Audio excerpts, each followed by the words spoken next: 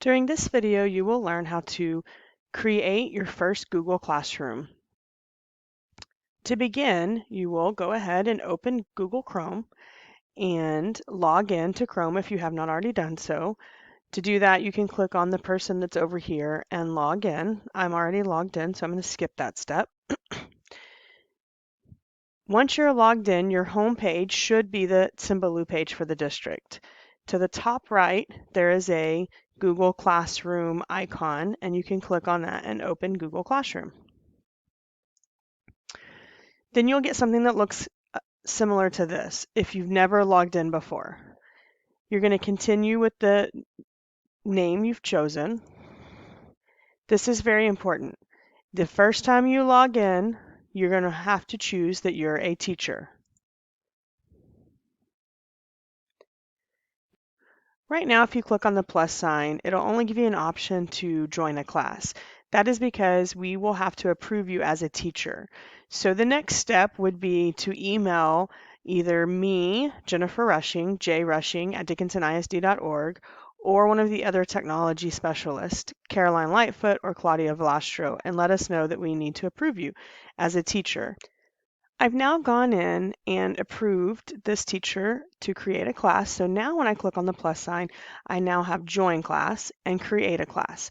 As a teacher, what you're going to want to choose is create a class. Again, if you do not have create a class right here, that is because we have not been able to approve you yet. So be sure you send us that email to let us know you need to be approved. So click create a class. We're going to name that class.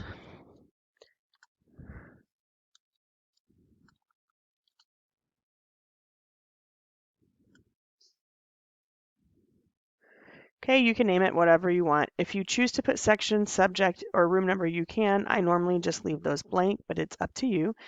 And click Create.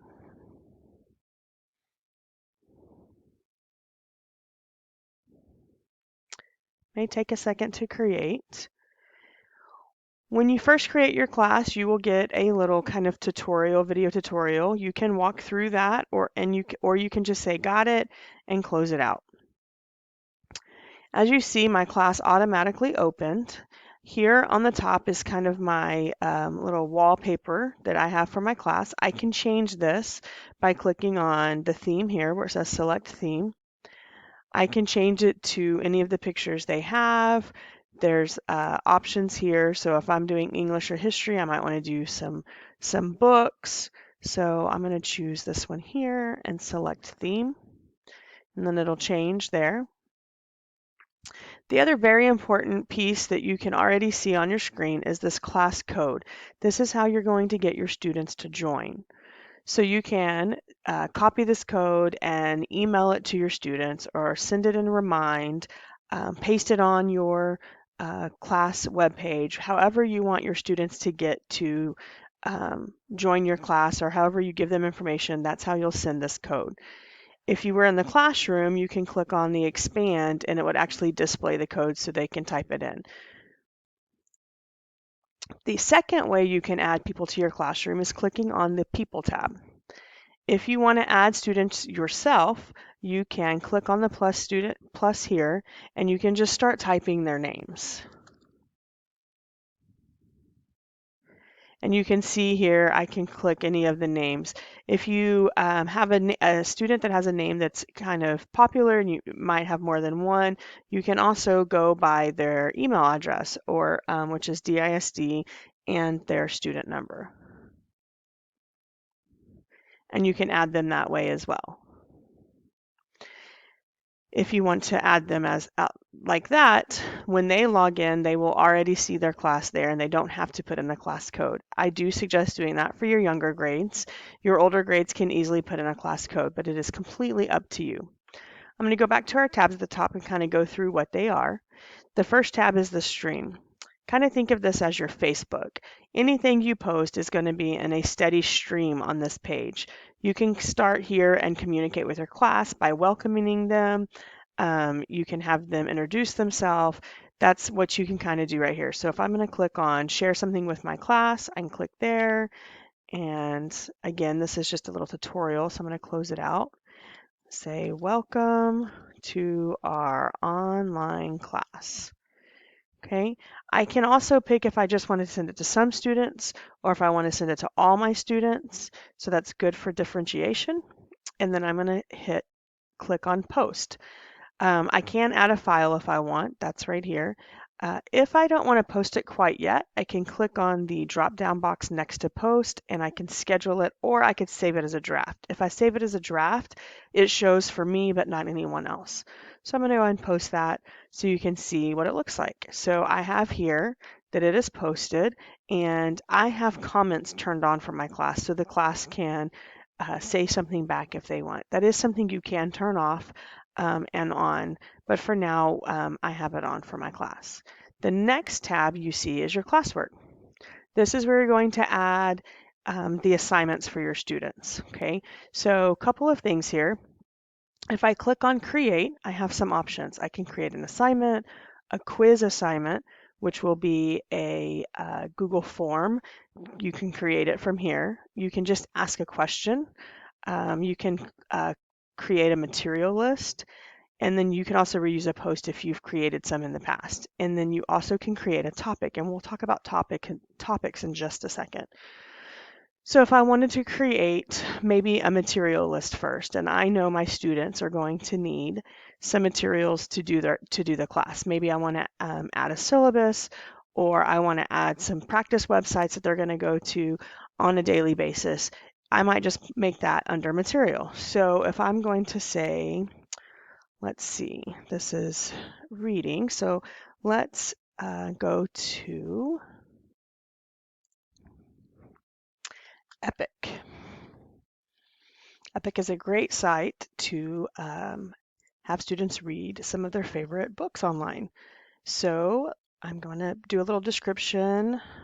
Choose your favorite book and enjoy. Then I'm going to click on add. You have a couple options for add. You have Google Drive, link, file, YouTube. Since we're doing a website, I'm going to go to link, and then I'm going to grab the link for our Epic website, and I'm going to paste it right there. And I'm going to add that link. Now my students are going to just easily be able to click on Epic and be able to read their favorite books. Once I'm done here, I can, again, choose the students that have it. And I can also choose a topic. This is kind of important because it helps organize your classroom. So I'm going to click where it says no topic. We haven't created any yet, but I can create it right here in the material page. So I'm going to click create topic, and this is going to be a material. I could either put material or I can put website. I'm going to go ahead and put material because all of our materials will have that same topic. And then once I'm done there, I can click on post, or I can again save it as a draft, discard it, schedule it for later. I'm going to go ahead and post it so you can see what that looks like. Now, under my classwork, I have one material. Over here, if you notice, now it says all topics. Now I have another topic, and it's called materials. If I go to the stream, I'm going to see that material assignment that I just posted. Again, this is kind of like Facebook, so whatever I did last will be on top. So this can get very, very long. So it's important on your classwork tab to have it a little bit organized. And like I said, using the topics will really help you organize it. So again, let's look at some other options. I'm going to click on create, and this time we're going to do an Okay, for our assignment today, we're going to do a book report.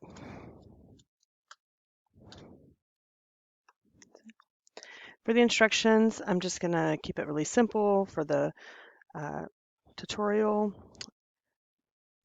Use the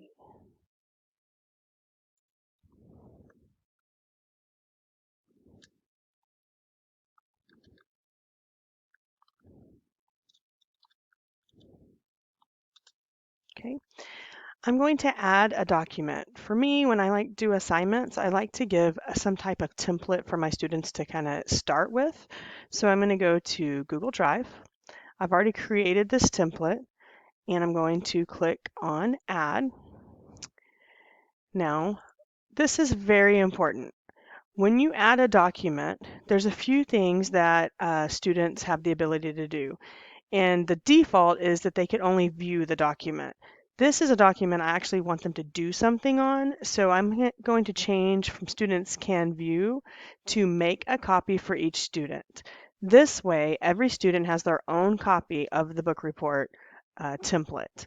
The other option is students can edit the file. That means that students will edit that one file. So every student will be able to change that one file. So you need to be sure that you don't choose that unless you're doing some kind of group project. So for the most part, you're going to probably choose make a copy for each student.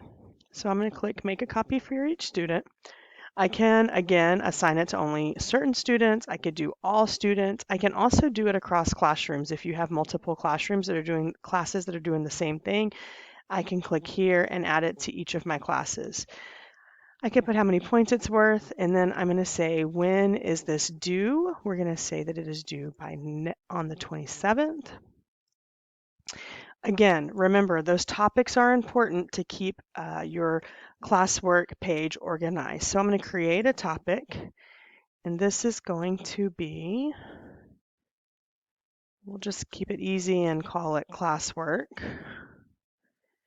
I can also add a rubric if I would like at this point. We're not going to go into that in this training, but if you want to know more about that, just let us know and we'll teach you some more about the rubrics.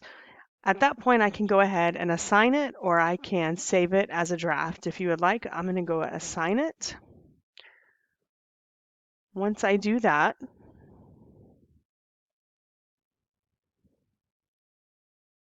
I then have it in my classwork page. If you notice, because I made topics, it's organizing them on my classwork.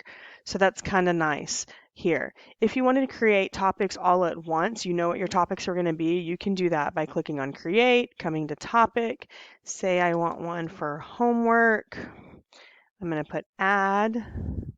And over here I have the topic for homework, and you can see I have a topic here, but nothing's assigned to it. I can continue doing that. Maybe I want to do one for practice.